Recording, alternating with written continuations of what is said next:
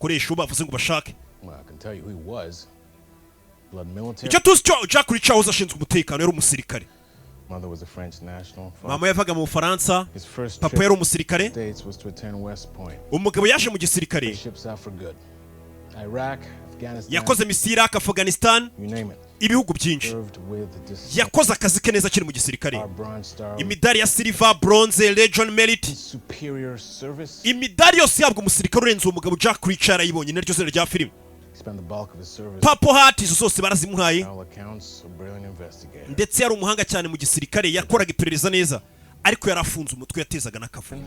Baje kumanura mu mapeta bamukuye kuri majoro mugira kapiteni. Mu myaka itarenze 2 yari yongeye yazamuwe none yabaye majoro. Yagasani.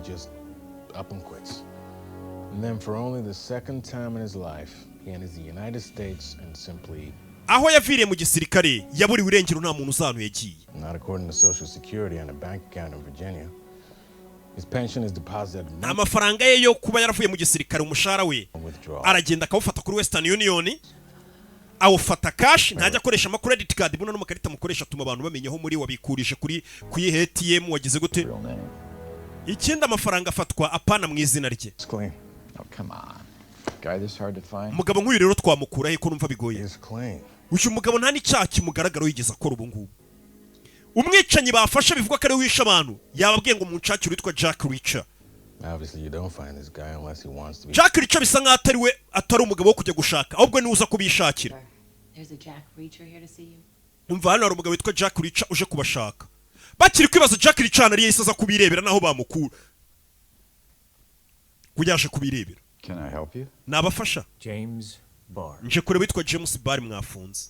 Dore nguyu. Wa mugabo bari bafashe wanditse ngarashaka Jack Reacher dorari mu bitaro. Uyu bavuze ngo ni wi. You've seen him. How do you know him?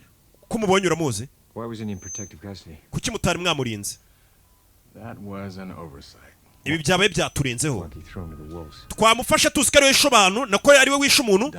Tumushyira modoka ngo amujyane muri gereza, imfungwa zimukubitira mu modoka ziramukomeretsa. None ari